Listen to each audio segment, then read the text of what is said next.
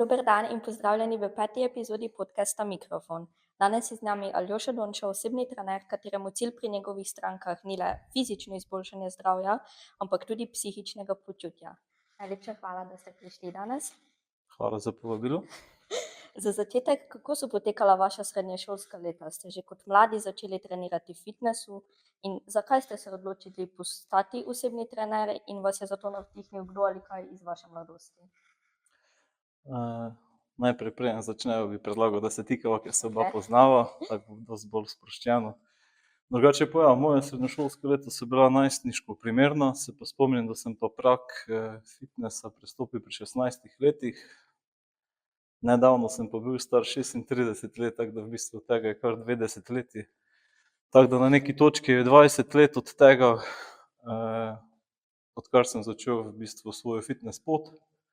Prvo kot neki čist fitness navdušenec, potem pa me to pač prevzelo, mi je zlezlo pod kožo in sem pač potem vztrajal in se kasneje pač odločil, da bi mogoče to znanje, ki sem ga pridobival, s časoma pač predajal naprej in se potem na podlagi tega odločil o osebnem trenerstvu. Drugače pa vem, da je bil razlog, zakaj sem se tudi odločil iti v fitness, predvsem tudi ločitev staršev. Pri 16 letih sta se mi starša ločila in vem, da je bil fitness en dober filter, kjer sem lahko ta travmatični dogodek nekako lažje sprocesiral pa šel čez to. In ja, pač potem se je življenje obrnilo tako, kot se je in pač nisem si mislil, da bom kdaj v tem delal in ne pač, da mi bo to krojilo usodo tako na podlagi nekega delovnega okolja, kot tudi kasneje oblikovalo tudi moj karakter. Tako da ja. Kako si pa dosegel tvoj poklic in je tvoja pot potekala po ravni črti? Pa v bistvu dosegel, jaz bi bolj bi rekel, da to v bistvu živiš ta poklic, kot ga pa dosežeš. Res je, da pač moraš iti na tečaj pa narediti potrebni certifikat pa izbrati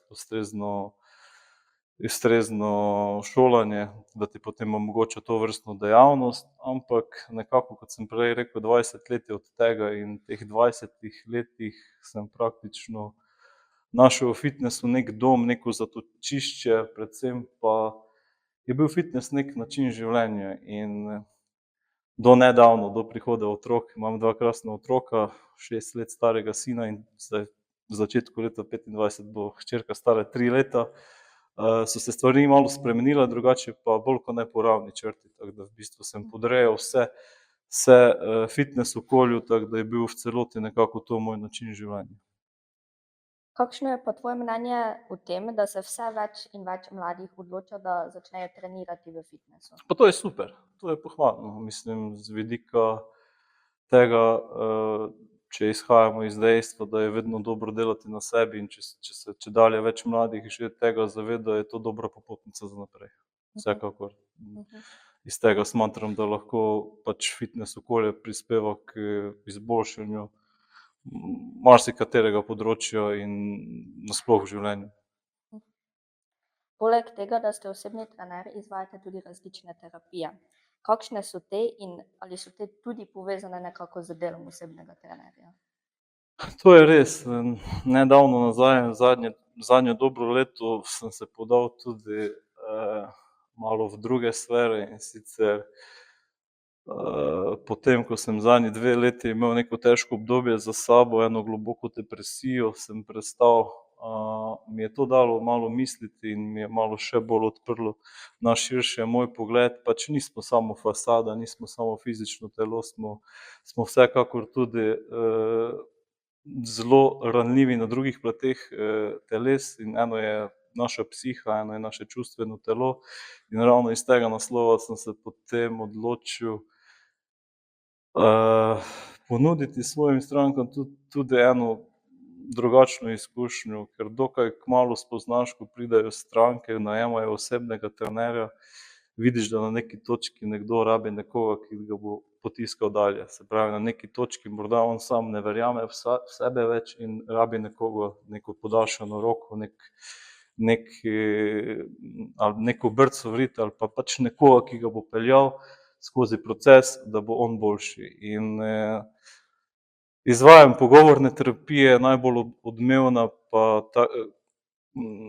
ki se je prijela v zadnjem času, je pa vsekakor Bars Assess terapija. To je v bistvu ena terapija, kjer z nežnim polaganjem rok na glavo aktiviraš 32 točk. Teh 32 točk je zasluženih za to, da v življenju gremo lažje skozi izzive, ki nam jih ponuja tako tempo kot življenje samo, in iz tega naslova je to super za en takšen psihološki reset, za spuščanje stvari, ki te v življenju omejujejo, za stvari, ki jih ne rabiš, za stvari, ki so morda na neki točki ujete vate, se pravi, gre za kakšne permisivne misli, kakšne ujetosti, kakšne nerazrešene stvari, kakšne travme iz otroštva, in potem skozi to Bars terapijo se pač to spušča, se ta balast počasi odleplja, in to je to. Je pa tako, da v bistvu ležiš, terapija je dokaj sproščena, po 15 minutah nekako prideš v teta trans valovanje, kjer so možgani najbolj dovzetni za sproščanje omenjenih stvari. In potem podobno karikirano povedano, kot imaš na računalniku tipko delete, pač vse tisto, kar v življenju res ne rabiš, pač spustiš in probaš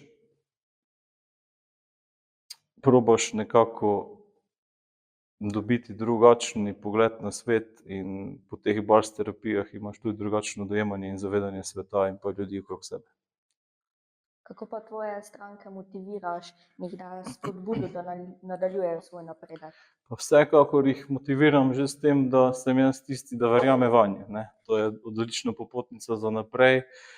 Potem kot drugo je tu nek dober opremljiv plan, strategija, načrt treninga, ki sovpada tudi z ustrezno prehrano. Se pravi, da potem zaobjameš vse to, kar si stranka želi, ker nenazadnje stranka je najbolj pomembna. Ti pač kot osebni trener poskušaš njej nekako zadostiti maksimalne potrebe z vidika njenih želja, interesov in ciljev. In pač, kot sem že prej omenil, je pa dokaj hitro tudi ena pot prijateljstva se razvija, zaupništva, in pač potem tudi vidiš, da ji pomagaš tudi na psihološki bazi z nasveti, s tem, da verjameš v njo, s tem, da zmore, s tem, da jo prepričaš, da dejansko sama sebi dokaže, da dejansko zmore. Ampak pravim, na vsaki točki nekje v življenju nekdo nekoga rabi, da ga potisne malo naprej. Kako pa naj mladi, ki hočejo doseči neke fizične cilje, to začnejo? Kaj bi jim ti svetoval? Pa vsekakor bi jim svetoval en prijazen plan, ki je prijazen v prvi vrsti do njih. To pomeni, da ni preveč restriktiven, da ni naenkrat preveč nekih drastičnih sprememb, da ni preveč nekega napora, stresa, kaosa.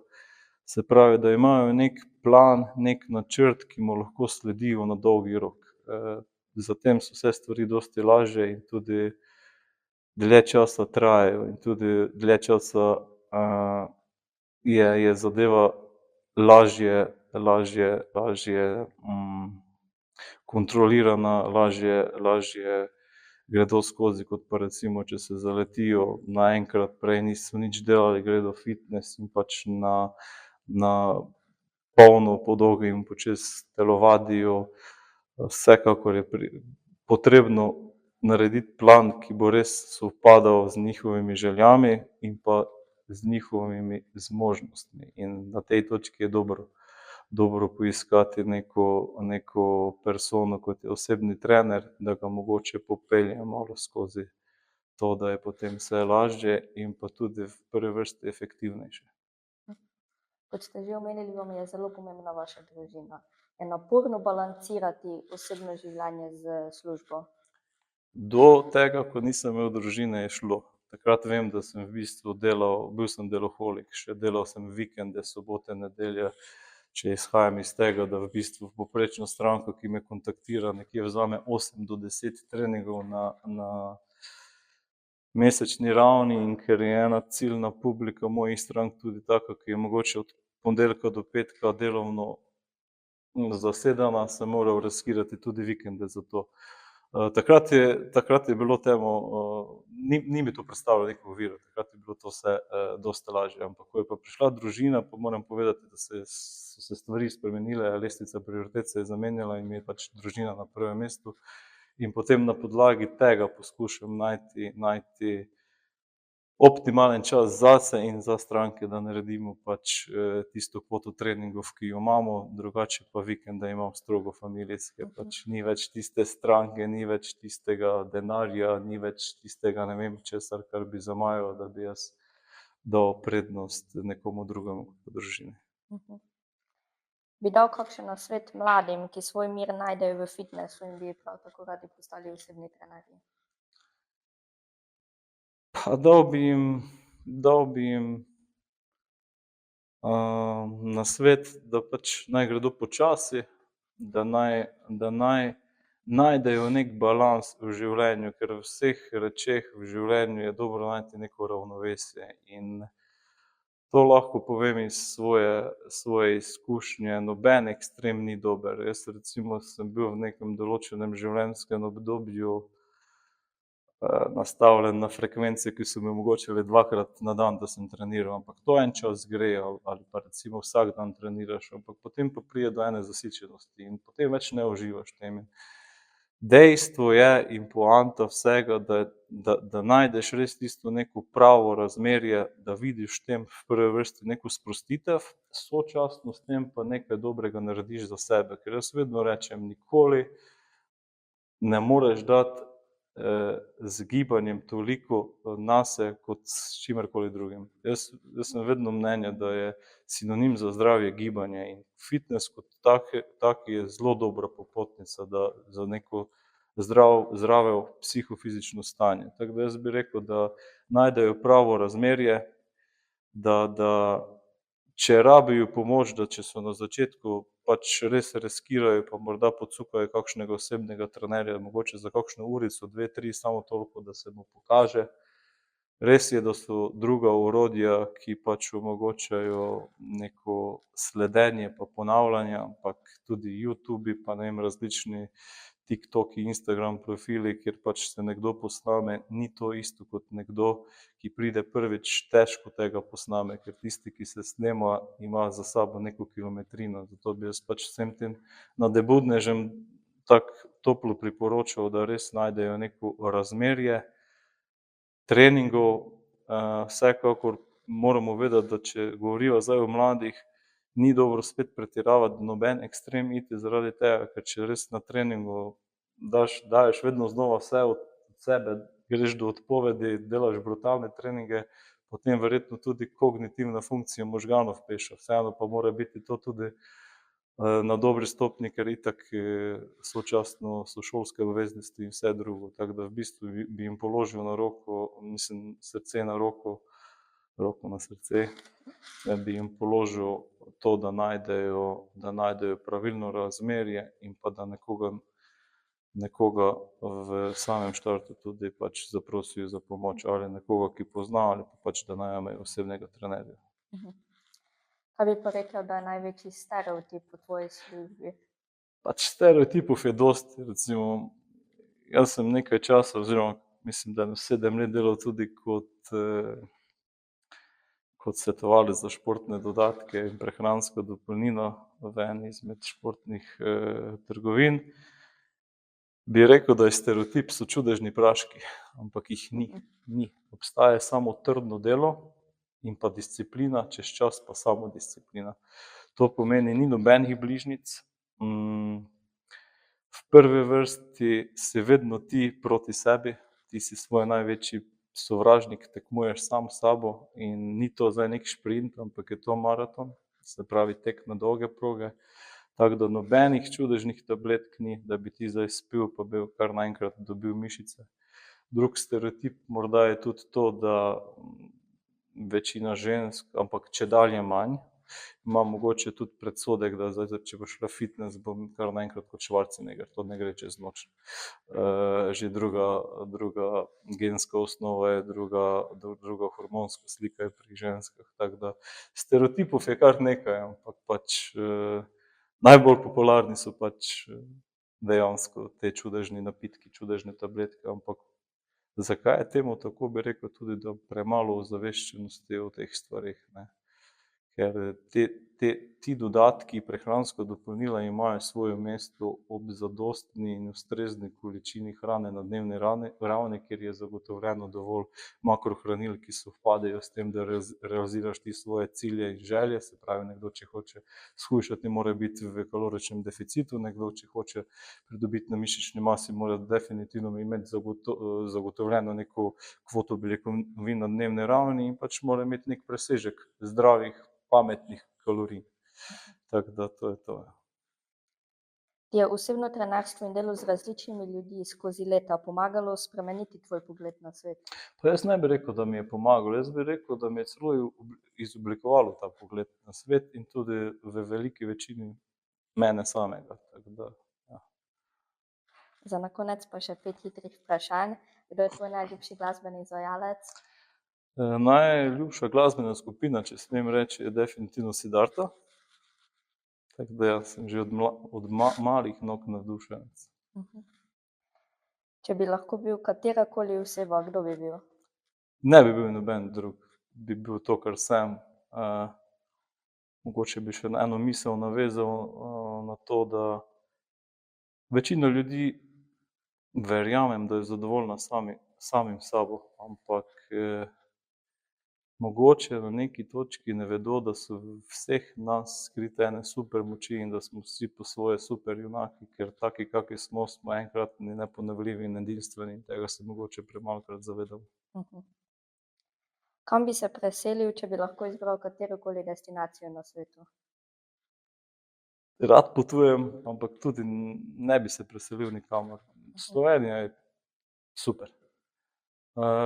Majhna, ampak hkrati dovolj velika, 3 ure dobre pa si na obali in si ob morju, 20 minut stran smo od pokrajinskega parka Goričko, nekje na pol poti ali pa 3/4 imamo super zrak, Triglavski narodni park, imamo gore, tako da bi ostal tu, bi pa bolj pogosto potoval. Če ne bi bil osebni trener, kateri poklic bi izbral? Drugače po poklicu sem jaz v bistvu profesor razrednega pouka, ampak v tovrstnem poklicu nisem dolgo vztrajal, ker sem potem šel v samostojno pot. Vedno sem želel pomagati ljudem na vseh ravneh, tako da če bi zdaj mogel izbrati, bi rekel, da bi si želel biti psiholog. In za na konec, kaj je tvoj življenjski moto? Tudi motojev je več, recimo. Definitivno bodi to, kar si.